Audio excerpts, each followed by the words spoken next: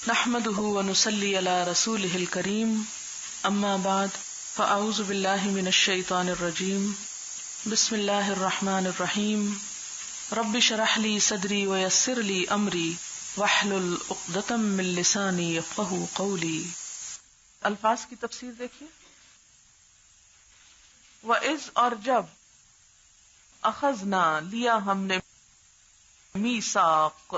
میثاق وہ عہد و پیمان جس میں وثوق اور استحکام ہو، مضبوطی ہو، وہ جسے پورے شعور اور احساس ذمہ داری سے باندھا گیا ہو اور جس کی وفاداری کا تاکید سے اظہار کیا گیا ہو. اس آیت میں وہ عہد مراد ہے جو بنی اسرائیل سے تورات کے احکام کی پابندی کرنے کے لیے لیا گیا تھا. سورہ اعراف میں اس میثاق کا ذکر اس طرح آتا ہے: الم یؤخذ علیہم میثاق الکتاب اللہ یقولوا علی اللہ الا الحق ودرسوا ما فیہ. کیا ان سے لیا نہ گیا تھا کتاب کا میثاق کہ تم اللہ کے بارے میں سوائے حق کے کوئی بات نہ کہو گے، اور وہ اس میں پڑھتے پڑھاتے بھی تھے. ورفعنا، رفع کا مطلب ہوتا ہے اوپر کرنا، بلند کرنا، اٹھانا. نہ ہم نے، فوقکم، فوق کا لفظ پیچھے بھی آپ پڑھ چکے ہیں، اوپر. الطور، طور کا ایک معنی پہاڑ ہے، اور یہاں مراد وہ خاص پہاڑ ہے جس پر اللہ تعالی نے موسیٰ علیہ السلام سے بات کی. یعنی ایک معنی کیا ہے؟ پہاڑ. اور طور پہاڑ عربی میں نہیں کہتے، سریانی زبان میں کہتے ہیں. سریانی زبان میں پہاڑ کے لیے لفظ طور استعمال ہوتا ہے. طور سریانی ایک زبان کا نام ہے. جی، سین سے. جدید جغرافیہ نویس کہتے ہیں کہ طور کا اطلاق جزیرہ نمائے سینا کے پہاڑوں پر ہوتا ہے. ایک پہاڑ نہیں، پہاڑوں کا مجموعہ ہے. کہاں ہے وہ؟ جزیرہ نمائے سینا. لیکن حضرت موسیٰ علیہ السلام کے سلسلے میں جبل طور سے مراد جبل سینا ہے، اور جبل سینا کی کئی چوٹیاں ہیں. ایک پہاڑ کی کئی چوٹیاں بھی ہو سکتی ہیں نا. ان میں سے ایک چوٹی کا نام طور ہے. خذوا ما آتیناکم بقوۃ، قوت مضبوطی کے ساتھ، قوت. واذکروا اور یاد کرو، ذکر کرو. مراد ہے واتبعوا، پیروی کرو. ما فیہ لعلکم تتقون، تقوی اختیار کر سکو. ثم تولیتم، واو لام یہ، ولا یولی، منہ موڑ جانا، تم منہ موڑ گئے. من بعد ذلک فلولا فضل اللہ علیکم ورحمتہ لکنتم من الخاسرین. خاسرین خاسر کی جمع. وَلَقَدْ عَلِمْتُمْ، روٹ کیا ہے؟ علمتم، عین لام میم. الذین اعتدوا، اعتداء زیادتی، یعتدون پیچھے پڑ چکے ہیں.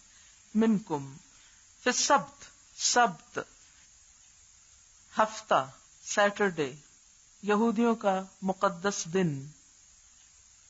لفظی معنی ہوتا ہے سین بے تے کا کاٹنا. مراد ہے کام کو نہ کرنا، کام کاٹنا، کام ختم کر دینا. دوسرا معنی ہے آرام کرنا. تو یہودیوں کو اس دن کام سے روکا گیا اور آرام کا حکم دیا گیا تھا. ان کے ہاں ایک مقدس دن ہے، جس طرح ہمارے ہاں جمعہ. فقلنا لہم، تو کہا ہم نے ان کو، کونو ہو جاؤ، قردۃ بندر. خاسئین، روٹ ہے خے سین اور حمزہ خسا، تھکنا، درماندہ ہونا، دھتکار پڑنا. خاسئین دھتکارے ہوئے، ذلیل. فجعلناها نکالن، نکالن عبرت، اس کا روٹ ہے نون کاف لام، جیسے نکل نہیں لکھتے ہم اردو میں، نکل، نون کاف لام نکل، قید، قید سخت بندش، لگام، وہ چیز جس سے سزا دی جائے، اور نکلا کہتے ہیں عبرتناک سزا۔ تو نکالن کا معنی کیا ہوا؟ عبرت اور عبرتناک سزا۔ نکالن، سزا کے لیے ایک اور لفظ بھی آپ نے پڑھا ہے، عذاب۔ نکال کہتے ہیں عبرتناک سزا، اور عذاب کہتے ہیں برے کام کا بدلہ۔ ایک عقاب بھی ہوتا ہے نا عقاب، قرآن پاک میں بھی آپ پڑھیں گے، کسی برے کام کا انجام۔ عقب کہتے ہیں ایڑی کو، جو پیچھے آئے، یعنی آپ نے اگر غلطی کی تو اب لازمی آپ کے پیچھے اس کا نتیجہ آئے گا، لازمی نتیجہ۔ ایک وبال بھی ہوتا ہے، وبال، اپنے کیے کا وبال چکھو، شدید اور متواتر عذاب کے لیے ہوتا ہے وہ۔ اسی طرح بأس بھی آتا ہے سزا کے لیے، بأس ایسی سزا جس میں سختی اور تنگی ہو۔ بہرحال نکال عبرتناک سزا۔ لما بین یدیہا، بینا کا معنی ہوتا ہے درمیان، درمیان، اور ید کہتے ہیں ہاتھ کو، اور یدے دراصل تھا یدین، دو ہاتھ، یدان اور یدین ہے نا، تسنیہ ہے نا، دو ہاتھ، دو ہاتھوں کے درمیان، یہ ہے اس کا لفظی معنی۔ کس کا؟ بینا یدیہا، یدین دو ہاتھ، اور بینا درمیان، دو ہاتھوں کے درمیان۔ جو چیز دو ہاتھوں کے درمیان ہو، مثلاً آپ نے دو ہاتھوں میں اٹھائی ہوئی ہے چیز، تو کیا ہوگی؟ سامنے۔ یہ سامنے کے لیے ایک اسپیسیفک ورڈ ہے جو عربی میں بہت استعمال ہوتا ہے۔ جو سامنے ہو وہ کیا ہے؟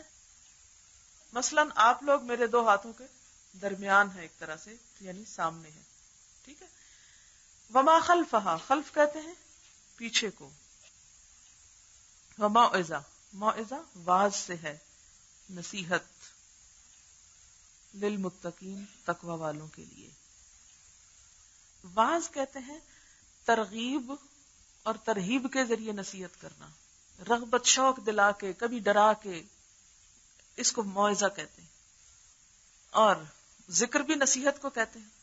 ذکر ایسی نصیحت کو کہتے ہیں جس سے خدا کی یاد تازہ ہو، یعنی خدا کو یاد کروا کے نصیحت کرنا۔ اور اسی طرح نصح، نصیحت کا معنی بھی آتا ہے نا، نصح، کسی کو نصیحت کرنا، کہ نہیں آتا؟ نصیحت اور موعظت سنتے ہیں نا لفظ نصیحت، تو نصیحت ہوتا ہے خیر خواہی کے ساتھ کرنا، تھوڑا تھوڑا فرق ہے سب میں۔ وَمَوْعِظَةً لِّلْمُتَّقِينَ وَإِذْ قَالَ مُوسَىٰ لِقَوْمِهِ إِنَّ اللَّهَ يَأْمُرُكُمْ أَن تَذْبَحُوا بَقَرَةً، پیچھے بتایا تھا نا تذبحوا کا کیا معنی ہے؟ ذبح۔ بقرہ، بقرہ کہتے ہیں گائے کو، یہ ثور کی مؤنث ہے، ثور کہتے ہیں بیل۔ اچھا، یہ جو بقرہ ہوتا ہے نا، اس کا لفظی معنی ہوتا ہے بے قافرے سے ہے۔ بقرہ کا لفظی معنی ہوتا ہے شق کرنا، شق، قاف دو نقطوں والا، شق پھاڑنا۔ تو گائے کا اصل کام کیا تھا؟ جیسے ہل چلانا، تو زمین میں کیا کرنا؟ شق کرنا، یعنی جو اس کو شق کرے۔ اچھا، ذرا ہل چلانے کو ذہن میں لائیں، جب ہل چلایا جاتا تو آپ نے دیکھا ہے زمین کے اوپر نشان پڑ جاتے ہیں، نیچے کی مٹی اوپر کی جاتی ہے، تبھی اس میں اچھی چیز اگتی۔ امام باقر، ہمارے یہاں ایک باقر، باقر نام ہوتا نا، باقر جو ہے یہ کس کا لقب تھا؟ امام باقر ہے نا، نام ہے، زین العابدین جو تھے، ان کو اس لیے باقر کہا جاتا تھا کہ انہوں نے خوب علم میں انویسٹیگیشن کی، ریسرچ کی اور کوشش کی، تو اس سے ان کا یہ نام پڑا تھا۔ اچھا، اسی طرح ثور جو ہوتا ہے نا، بقرہ کا جو میل ہے یا مذکر ہے، اس کا معنی بھی ہوتا ہے ابھارنا۔ اسی لیے کہتے ہیں من اراد العلم فلیثور القرآن، جو علم کا ارادہ کرے، علم سیکھنا چاہے، اسے چاہیے کہ وہ قرآن کو کیا کرے، اسے اکھاڑے یا اس کے اندر جائے، اس کی تہہ میں اترے، خوب اس کے اندر ڈوبے، ریسرچ کرے. فَلْيُثَوِّرْ الْقُرْآنَ. بیل کیا کرتا ہے؟ زمین میں ہل چلاتا ہے. ہل چلاتے ہوئے زمین کے اوپر اوپر نہیں رہتے، وہ اس کے اندر تک، روٹس تک جاتا ہے. اب آپ دیکھیں کہ جو علم چاہتا ہے اسے چاہیے کہ فَلْيُثَوِّرْ الْقُرْآنَ، قرآن کے اندر اترے، یعنی ہل چلائے. ہل چلانے سے مراد کیا ہے کہ صرف سطحی علم نہ، صرف ٹرانسلیشن کافی نہیں، بلکہ اس کے روٹس میں جائے. یہ جو آپ کو روٹس کی بات کروائی جاتی ہے نا، یہ یہی کام ہے. فَلْيُثَوِّرْ الْقُرْآنَ، یعنی اندر جا کے دیکھے کہ نیچے کیا. زمین میں سے کسی پودے کی جب روٹس نکالی جاتی ہیں تو کیا ہوتا ہے؟ نیچے کی مٹی اوپر آ جاتی ہے نا، اس کی اصل پتہ چل جاتی ہے. ٹھیک ہے. ایک نعرہ ہے، گہرا حل زیادہ پھل. جو شخص جتنی گہرائی میں اترے گا اتنے ہی گوہر ڈھونڈ لائے گا. اور تصویر القرآن سے کے ساتھ سواد نہ لکھیں. تصویر القرآن کہتے ہیں اس کو پڑھنا، اس کے بارے میں بحث مباحثہ کرنا، منفی نہیں مثبت، اور علماء کے ساتھ اس کو ڈسکس کرنا. اچھا جناب. قالو، انہوں نے کہا، اتتخذنا ہزوا. ہزوا، ہزوا کہتے ہیں مذاق کو، مذاق. پیچھے آپ یہ لفظ پڑھ چکے ہیں، اللہ یستہزئ بہم. چھچورا پن اور ہلکا مذاق اس کے لیے استعمال ہوتا ہے، استہزاء. کسی کا اندرونی طور پر مذاق اڑانا. ہے زے حمزہ حز، خلاف عقل سمجھ کر کسی آدمی کا ایسے فعل پر مذاق اڑانا جو اس سے سرزد بھی نہ ہوا ہو. اچھا، اسی طرح مسخرہ پن بھی ہوتا ہے، مسخرہ بھی ہوتا ہے نا مذاق. کسی کے عیب بیان کر کے ازراہ حقارت اس کا مذاق اڑانا، سخر اس کا روٹ ہے. اچھا آگے چلتے ہیں. اقال اعوذ باللہ ان اکون من الجاہلین. جاہل کون ہے؟ عالم کا ضد. قالوا ادع لنا ربک یبین لنا ما ہی، قال انها یقول انها بقرۃ لا فارض. فارض، فیرز زواد اس کا روٹ ہے، فرض، سخت چیز کو کاٹنا، قطعی حکم لگانا. تو ہماری نمازوں اور دین میں جو فرض ہیں وہ کیا ہیں؟ قطعی حکم. اور مشکل مشقت میں بھی ان کو کر کے ہی چھوڑنا ہے. یہ نہیں کر سکتے آپ کے اب یہ تو میں نہیں کر سکتا، میرے لیے پرابلم ہے، جو مرضی ہو وہ کرنا ہے. جیسے نماز فرض ہے، کھڑے نہیں ہو سکتے بیٹھ جاؤ پڑھو، بیٹھ نہیں سکتے لیٹ جاؤ پڑھو، چھوڑ نہیں سکتے. ٹھیک ہے. تو فارضن اس گائے کو کہتے ہیں جو عمر رسیدہ ہو. اب آپ دیکھیں کہ یہ جو گائے بیل بڑی عمر کے ہو جاتے ہیں نا، تو ان کو ذبح کر کے ان کا گوشت کاٹنا مشکل ہوتا ہے نا، پکانا بھی مشکل ہوتا ہے. اچھا، تو فارض کہتے ہیں بوڑھی گائے. فرض کا کیا معنی ہے؟ سخت چیز کو کاٹنا. فارض بڑھیا. ولا بکر، بکر کہتے ہیں نوجوان، کماری، باکرا اسی سے ہے. اوان، درمیانہ عمر. اوان کہا جاتا ہے، اوان اس گائے کو کہتے ہیں جس نے بس 1-2 بچے پیدا کیے ہوں، 1-2 بچے جس نے پیدا کیے. بکر کہتے ہیں بن بیاہی کماری کو، یعنی جس نے ابھی کوئی بچہ نہ دیا ہو. اور اوان جس نے 1-2 بچے دیے ہوں. فَافْعَلُوا مَا تُؤْمَرُونَ. تؤمرون امر سے ہے، امر کس کو کہتے ہیں؟ حکم کو. قالوا ادع لنا ربک یبین لنا ما لونها. لون، لون کہتے ہیں رنگ کو، کلر، رنگ.